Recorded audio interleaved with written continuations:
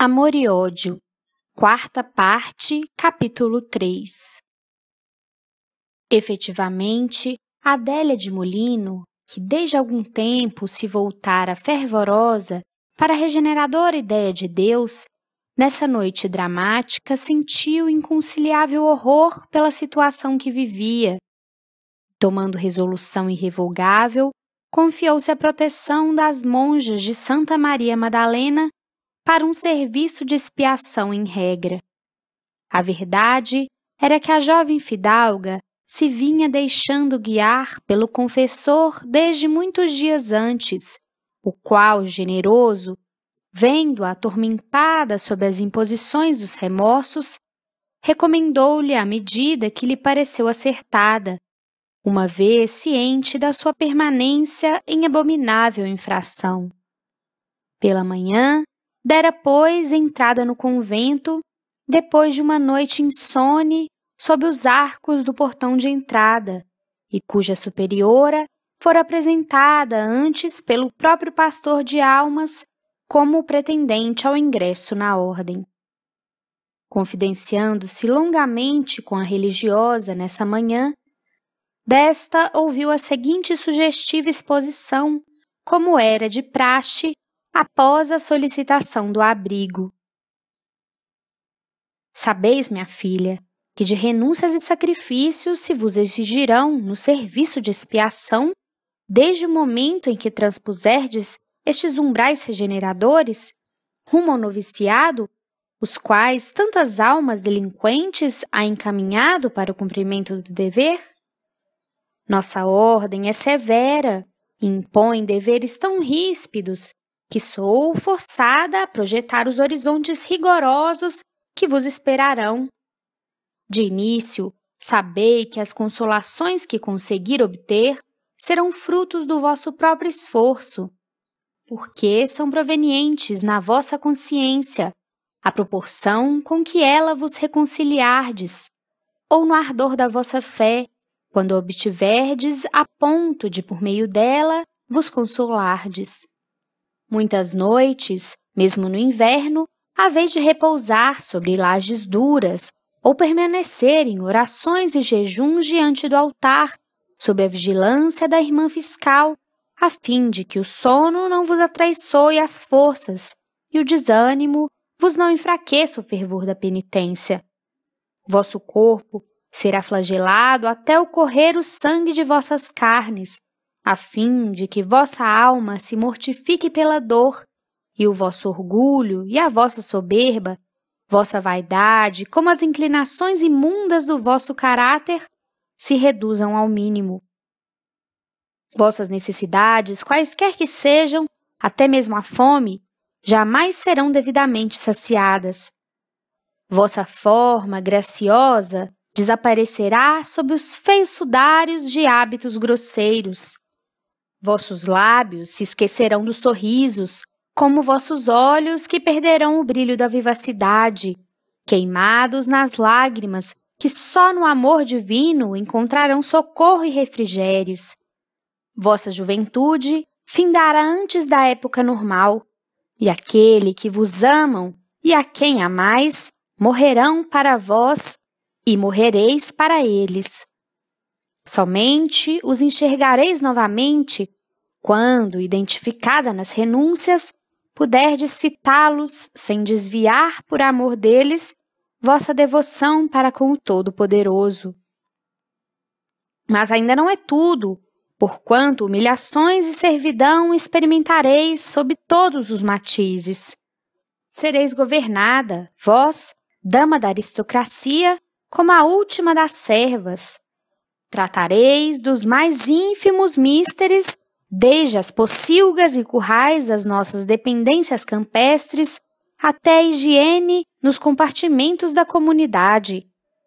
Empunhareis a pá e a enxada, lavareis as roupas e os assoalhos, e carregareis às costas a lenha para a lareira.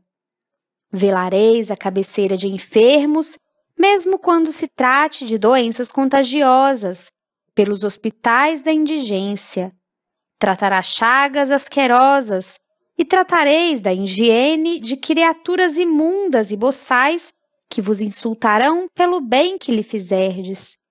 E se resistirdes a todo esse espinhoso programa, navegareis os mares, completando vossos testemunhos em países longínquos, entre povos semibárbaros, onde certamente sucumbireis, ignorada e sofredora, à exaustão ou ao contágio de infecções mortais, mas talvez já reconciliada com a consciência. Seguiu-se emocionante silêncio, durante o qual a digna religiosa fitou a penitente como a interrogá-la. Após o que a cúmplice de Leon exclamou, sufocada em lágrimas copiosas: aceitai-me na vossa ordem, senhora, sou uma condenada que não merece senão a sentença que acabais de proferir. E assim foi que, observadas as fórmulas iniciais, Adélia foi conduzida à capela das penitentes, depois de escrever ao desgraçado Leon a carta que conhecemos. Era meio-dia, quando Delespars alcançou o convento. Fora reaver a amante. Como reavê-la, não sabia. O que sabia era que lhe seria impossível a existência uma vez desamparado da sua presença, e por isso urgia o seu retorno ao lar. Conhecedora da verdade integralmente exposta pela penitente, a superiora da nobre instituição, após ouvi-lo com bondade e atenção, não obstante certa de que o interlocutor omitia particularidades de real importância, tentou convencê-lo com prudentes conselhos e advertências, terminando por concitá-lo ao respeito pelos sentimentos religiosos da pobre criatura, que nada mais desejaria senão se submeter a Deus a fim de conseguir reabilitação para a consciência apoucada pelos erros. Que se resignasse a esperar alguns dias, a Adélia de Molino seriam facultados 7 dias de meditação antes da primeira confissão. Se extinto o prazo desejasse retornar ao mundo, ser-lhe-ia concedida a dispensa. O desvairado amigo de Guido de Vicenzio, porém, cujo coração se estorcia em angústias irremediáveis, depressoras, não se convencia a tão sensatas ponderações. Arrebatou-se, blasfemou, ameaçou. Transportado a crises impressionantes de alucinação e desesperança, deixava-se vencer por dramático descontrole consciencial e caía em pranto convulsivo, narrando os erros praticados como a truculência dos remorsos que o abatiam. Condoída, a excelente dama, tentando serená-lo, aconselhou-o a um estágio de repouso e meditação entre os irmãos trapistas, e, fiel ao desejo de amenizar os sofrimentos que presenciava, prometeu convidar Adélia a entender-se com ele, certa de que resultaria a solução aceitável para ambos, e realmente o fez, por deferência especial diante da gravidade do caso. Mas a emissária voltara da capela das penitentes, declarando que a pecadora respondera ser inabalável a resolução de permanecer onde se achava, sem se avistar com quem quer que fosse. Leon, então, retirou-se, sem mais pronunciar uma palavra. Os pesados portões se fecharam sobre ele, encerrando para sempre aquela que constituía tudo em sua vida, por cujo amor se desgraçara. Sentou-se em um degrau da escadaria, entregando-se a supremo desconforto íntimo, a irremediável desânimo. A noite desceu triste, fria, com seu cortejo de impressões dominantes, encontrando-o na mesma dolorida posição. Marta viera, tentando confortá-lo, suplicando-lhe retornasse à casa a fim de refazer-se, pois não se alimentara em todo o dia. Mas ele concitou-a baixinho a que se retirasse, antes que fosse estrangulada. De súbito levantou-se qual autômato, Afastou-se lentamente, sem se voltar para uma derradeira despedida às velhas muralhas. Dir-se-ia a própria dor cristalizada, a figura impressionante do irreparável. O silêncio continuou em torno do convento, monótono e inalterável desolador. Mas da capela das penitentes, onde Adélia chorava convulsivamente, parecia distinguir-se as lentas e pesadas passadas do infeliz que se afastava, sucumbido sob o terrível castigo consequente dos próprios erros. O jovem Delespars chegou a um herbanário cujo proprietário conhecia.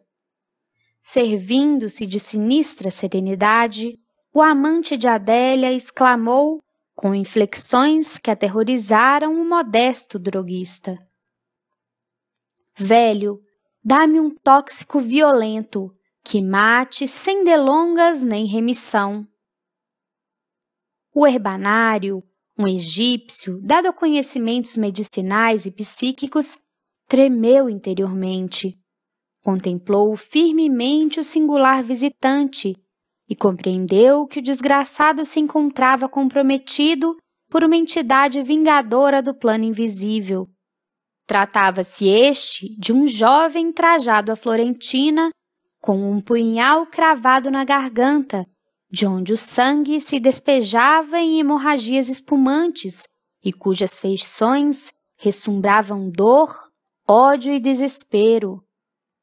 E compreendeu que entre aquele homem desalinhado, petrificado pelo sofrimento, que lhe pedia um tóxico, e a alma torturada do invisível, feria-se um desesperador duelo em que certamente sucumbiria o homem.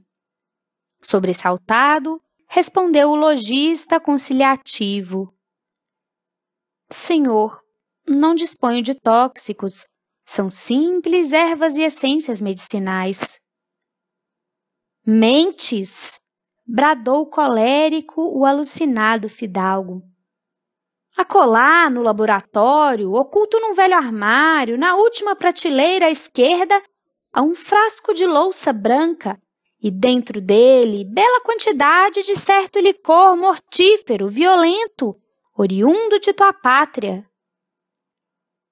Disse-o, e num salto brusco, impossível ao pobre droguista de evitar, galgou o limite que separava a loja do exterior, dirigindo-se rápido e firme ao armário citado, enquanto perplexo, o egípcio, observando-o sob positiva influenciação do desesperado fantasma que o acompanhava, ensaiou ligeiro uma tentativa a fim de detê-lo.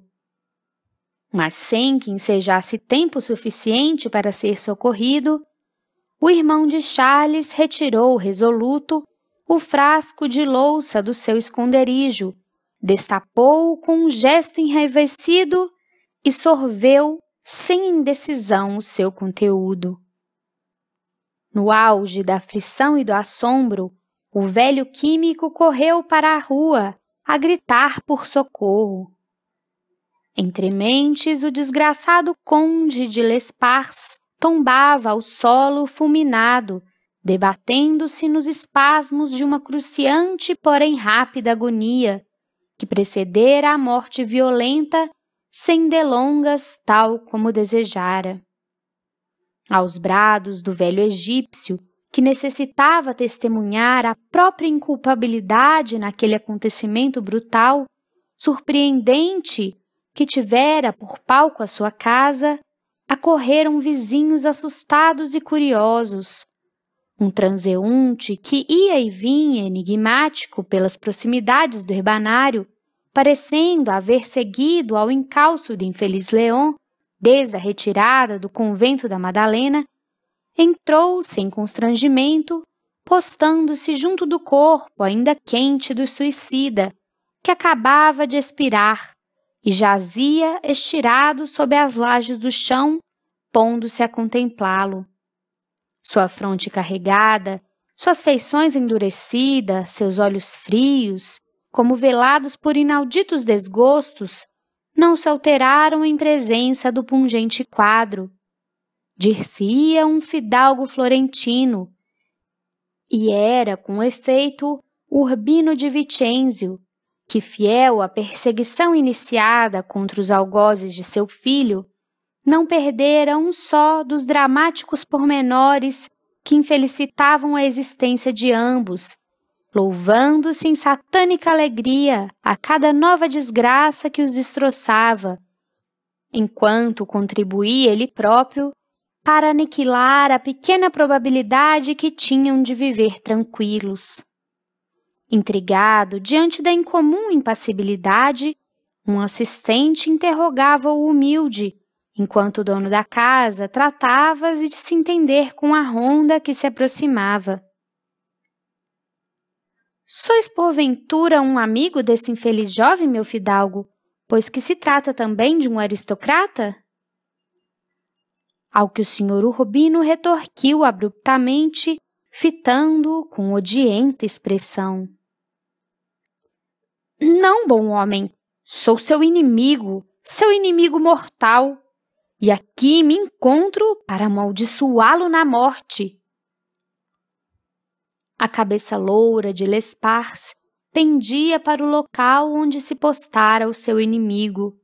Urbino de Vicenzio, proferida a imprecação blasfema, aproximou-se do cadáver, cuspindo-lhe no rosto, e com a ponta da bota tocou-a rudemente repetidas vezes, ferindo-a para que tomasse a posição normal. Fê-lo e saiu enigmático, odioso, sofredor, causando repulsa aos demais visitantes que o seguiram com expressivo olhar. Uma pobre mulher, banhada em lágrimas, entrou em seguida.